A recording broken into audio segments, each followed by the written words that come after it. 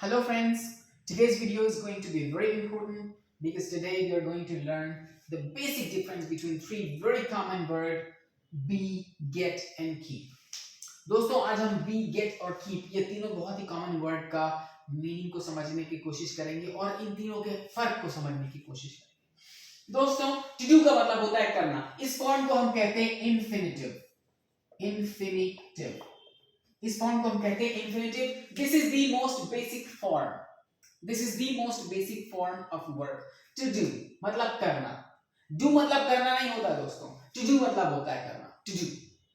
Okay, to work काम करना, to go जाना, टू कम आना, टू डांस डांस करना, ओके, टू स्लीप सोना, टू गेट अप उठना, टू वेक अप जागना, ओके, टू कुक पकाना। दोस्तों ये है इन्फिनिटिव। ओके, इन्फिनिटिव से जब हम टू को हटा देते हैं तो बन जाता है प्रेजेंट टेंस। बहुत आसान है, just remove the to from here and you get the present tense. Present tense के दो मीनिंग होते हैं, दो तरीके से उसका यूज होता है। एक तो होता है जब आप किसी को ऑर्डर देंगे, जैसे डू इट, करो, तो यहां पर हम इसके साथ कुछ भी नहीं लगा रहे हैं, सिर्फ इसे एक आदेश के रूप में हम यूज करते हैं। जैसे गेट आउट चले जाओ, कम हियर यहां आओ, सिट हियर यहां बैठो, डोंट सिट हियर यहां मत बैठो। तो ये हो गया ऑर्डर। और दोस्तों इसका दूसरा मीनिंग होता है जब हम इसके सामने कोई सब्जेक्ट रख देते हैं, जैसे कि आई, तो ये बन जाता है आई डू, यानी कि मैं करता हूं। आई वर्क मैं काम करता हूं, आई गो मैं जाता हूं, आई कम मैं आता हूं, आई डांस मैं डांस करता हूं, आई डोंट डांस मैं डांस नहीं करता, आई डोंट ड्राइव मैं नहीं चलाता गाड़ी। ओके दोस्तों, ये हम पहले पढ़ चुके हैं। अब इस प्रेजेंट टेंस में जब हम आईएनजी जोड़ देते हैं तो ये बन जाता है प्रेजेंट पार्टिसिपल, यानी कि आईएनजी फॉर्म। प्रेजेंट पार्टिसिपल बताता है किसी काम का कंटिन्यू होना। आज हम असल में इसी के जरिए इन तीनों वर्ड को हल्का हल्का सा समझने की कोशिश करते हैं। ओके दोस्तों, बी का मतलब होता है होना, और ये ही शी इट के साथ इज बन जाता है, आई के साथ एम बन जाता है, और यू वी दे या कोई भी एक से ज्यादा चीज होगी उसके साथ ये आर बन जाता है। ठीक है, लेकिन अभी हम इसको सिर्फ बी रख रहे हैं क्योंकि हमारा मकसद अभी इन तीनों को समझने की कोशिश करना है। ओके, बी का मतलब होता है होना। गेट इंग्लिश का सबसे वर्सेटाइल वर्ड है जो अलग अलग तरीके से यूज होता है और अलग अलग जगह उसका मीनिंग अलग अलग होता है। ओके, बट इसका एक सबसे आसान तरीके में से मैं हिंदी में बताऊं तो इसका मतलब होता है पहुंचना या किसी अवस्था को प्राप्त करना। ओके, किसी पोजीशन को प्राप्त करना या पहुंचना, किसी जगह पे पहुंचना या किसी चीज को प्राप्त करना।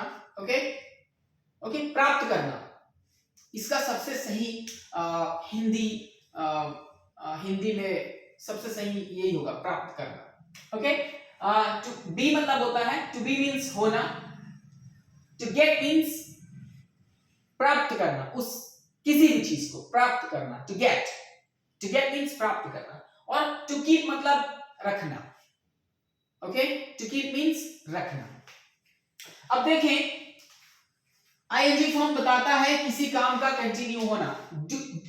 आई डू मीन्स मैं करता हूं, और डूइंग क्या है, काम का कंटिन्यू, काम कंटिन्यू है। तो जब हम कहते हैं बी डूइंग मतलब आप उस पोजीशन पे हो। जैसे मैं इस पोजीशन पे हूं, अभी मैं आई am standing, I be standing, मैं हूं खड़ा हुआ। आई एम का मतलब होता है I be standing, I am standing, मैं अभी उस पोजीशन पे हूं। ओके, तो जब आप ऑलरेडी उस पोजीशन पे हैं तो हम यूज करते हैं बी।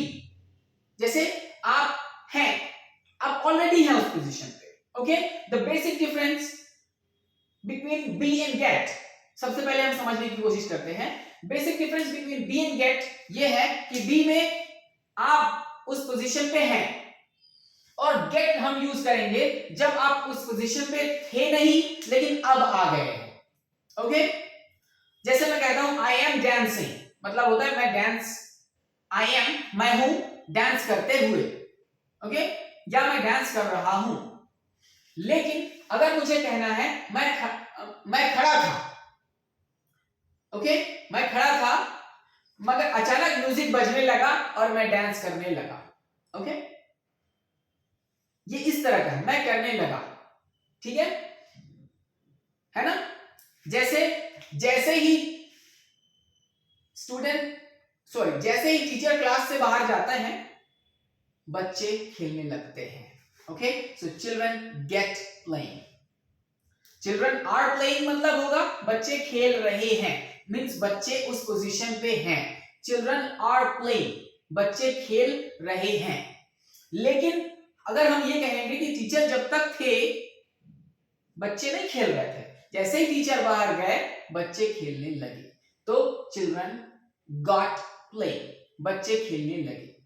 और इसे अगर प्रेजेंट में कहें चिल्ड्रन गेट प्लेइंग, जैसे ही टीचर बाहर जाते हैं बच्चे खेलने लगते हैं, बच्चे खेलने लगते हैं, ओके।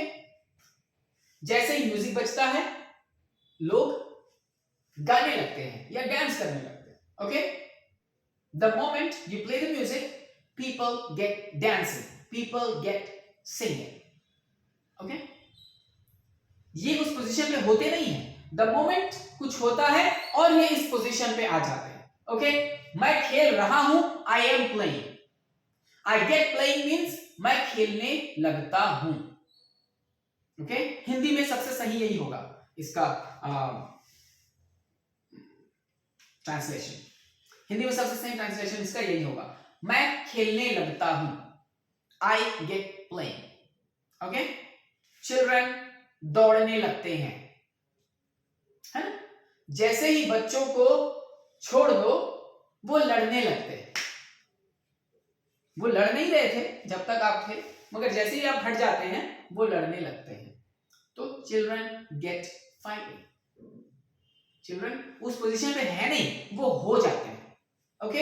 इसे अगर हम समझ जाएंगे तो आगे हमारे बहुत काम है, ओके।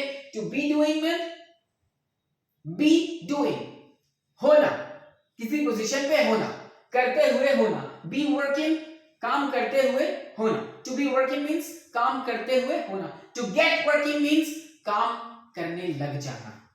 जैसे आप खाली बैठे थे, अचानक बॉस आए और आप काम करने लग गए, आप उस पोजीशन पे थे नहीं, आप उस पोजीशन पे आ गए, okay. You were not working but when the boss came you got working, everybody got working, हर कोई काम करने लगा, ओके। get करने लगते हैं, get working means काम करने लगते हैं, got working काम करने लगे, the past tense of get is got, okay. Now the other word is very important, keep, be doing होना, ओके, करते हुए होना, बी वर्किंग काम करते हुए होना, be sleeping, okay, to be sleeping means सोते हुए होना, ओके। लेकिन अगर मैं इसके सामने रख दूंगा कीप, तो इसका मतलब होता है उस पोजीशन को बनाए रखो। जैसे अगर आप खेल रहे हो और मैं आपसे कहता हूं कीप प्लेइंग, कीप स्माइलिंग बहुत ज्यादा यूज होता है, कीप स्माइलिंग कब कहा जाता है, जब आप स्माइल कर रहे हो, तो हम आपसे कहते हैं स्माइल करते रहो, कीप लाफिंग हंसते रहो, कीप डांसिंग डांस करते रहो।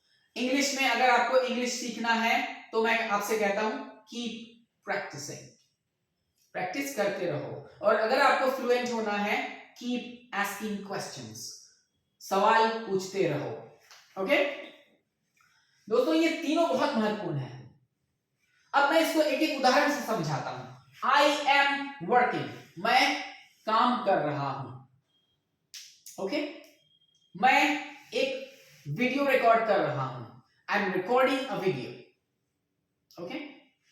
लेकिन अगर मैं ये कहता हूं कि बहुत सारा काम मैं नहीं कर रहा हूं, बहुत सारा काम मैं अभी नहीं कर रहा हूं, कुछ काम मैं कर रहा हूं, बहुत सारा काम मैं नहीं कर रहा हूं। जैसे मैं अभी दौड़ नहीं रहा हूं, आई एम नॉट रनिंग, देखो दोस्तों, जब भी मैं एम कहूंगा तो वो असल में होगा बी, आई एम रनिंग, मैं हूं दौड़ते हुए, I am running, I am not running, sorry, मैं भी दौड़ते हुए नहीं हूं।